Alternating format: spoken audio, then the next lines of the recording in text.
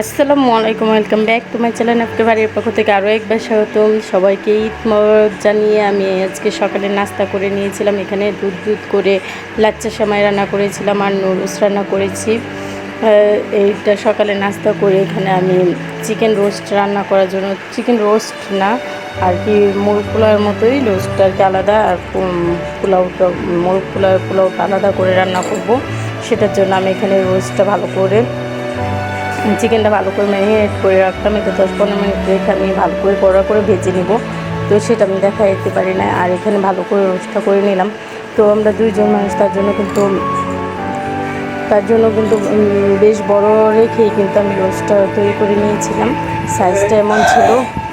আর এখানে আমি এই মাংসটা কষিয়ে নিয়েছিলাম, একটু কালো কালো করে বোনা করেছিলাম মাংসটা।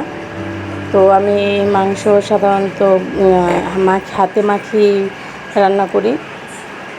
তো সেটাই মানে আজকে ভিডিওতে যা যা করেছিলাম সেটাই তোমাদের সামনে তুলে ধরলাম। ভালো লাগলে লাইক, কমেন্ট, সাবস্ক্রাইব করবে, আমার জন্য দোয়া করবে। সবাইকে ঈদ মোবারক জানিয়ে আমি আমার ভিডিওটা এখানেই সমাপ্ত করছি। আর আমার ভিডিওগুলো যদি ভালো লাগে তাহলে অবশ্যই লাইক, কমেন্ট, সাবস্ক্রাইব করবে। আর ঈদ স্পেশালি আমার আজকে যেটুকু করা সেইটুকুই তোমাদের সাথে শেয়ার করছি। তো সবাই ভালো থাকবেন, আল্লাহ হাফেজ। ভিডিওটা দেখে এনজয় করতে থাকো। ঈদ মোবারক।